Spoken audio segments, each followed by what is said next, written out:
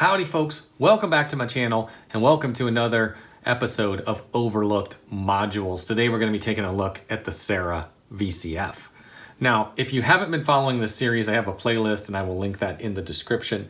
And the idea of this series is, there's a ton of Eurorack modules out there on the market and a lot of them everybody knows, but there's a bunch that we all skip over. So I take a look at some of the ones that I think are kind of diamonds in the rough. And today, as I said before, we're going to be taking a look at the SARA VCF from DIN Sync. So let's get into it.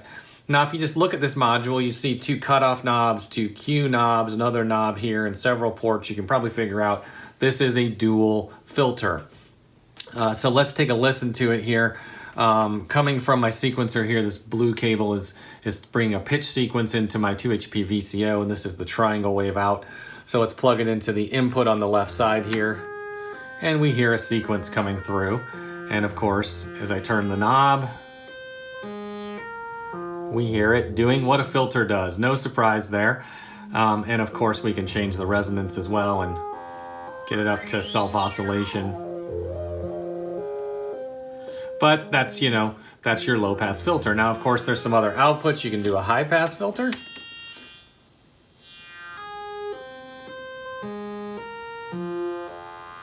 And we also have a band pass.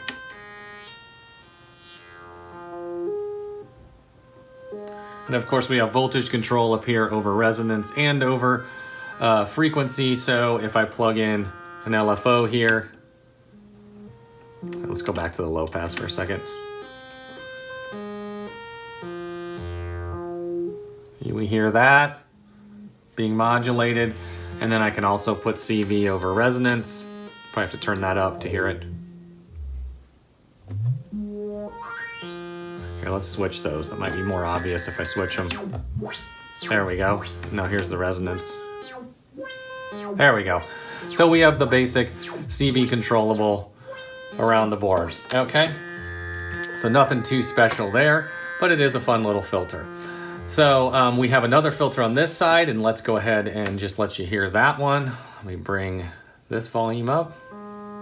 And so again, we have a low pass. It sounds very similar, but just a little bit different character. Okay, and then again, we have a high pass and a band pass, of course. And again, we have the same CV controllable parameters.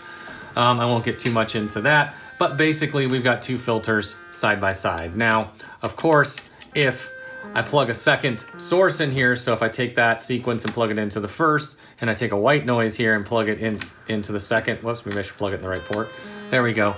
Then we hear both of them coming through, and of course I can control the white noise there and the sequence here. So I can sit here and, do some things like that. But of course, they're both voltage controllable, so I could, two different control voltages in there.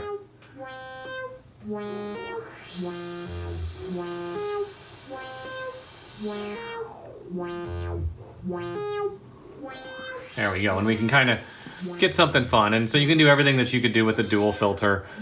No surprise there. We all know how a dual filter works. Okay, so it has that capability, but that's not why this filter is a diamond in the rough. It has a whole nother capability that I've never seen on any filter. And let me show you that. And I want to just take a look at the front panel here. If you look at this output here, there's a little radar dish. And if you look at this input here, there's like a little satellite. Hopefully you can see that. But in any case, that means that it's normaled. So the output is normaled from here to here. And we see there's an output right here for each filter. So it has a little notch, like a notch kind of icon, like it's a notch filter, but it's actually not a notch filter. It's actually controlled by this knob.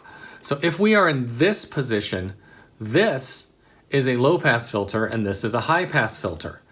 If we're in this position, they're both band pass filters. If we're in this position, this is a high pass and this is a low pass.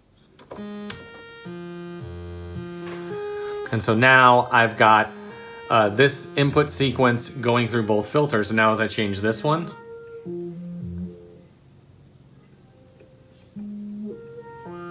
You can hear that low pass into high pass.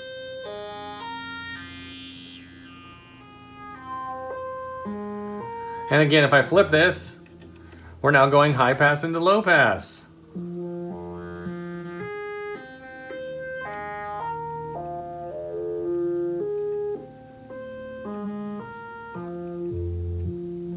So it's way more useful than just a dual filter. Now, of course, you still have access to all your low pass, high pass outputs. So if you wanted, you could still grab the low pass here and mix that in there, but have access to the dual filter at the same time.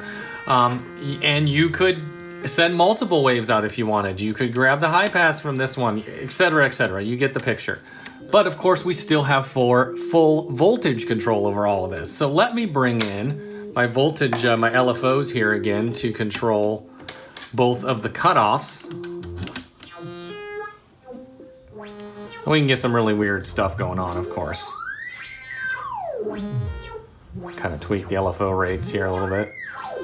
Okay, and I've got the Q cranked up pretty good.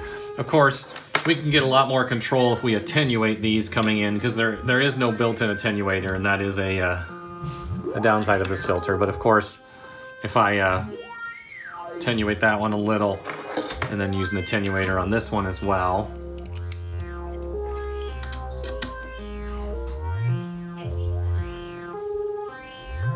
There, now we can get a lot more control, because we can change the strength of that incoming modulation.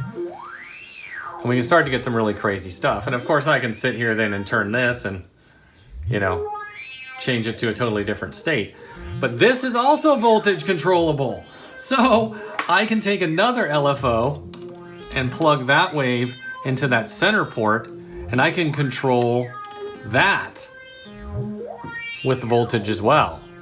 And then you really start to get weird.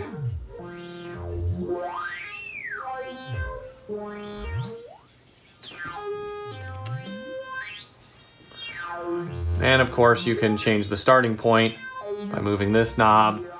And again, you still have full access to all the other waves. So if I want to come in here and take the low pass out over here, I can do that. Plug that into another channel on my mixer, bring up the low pass.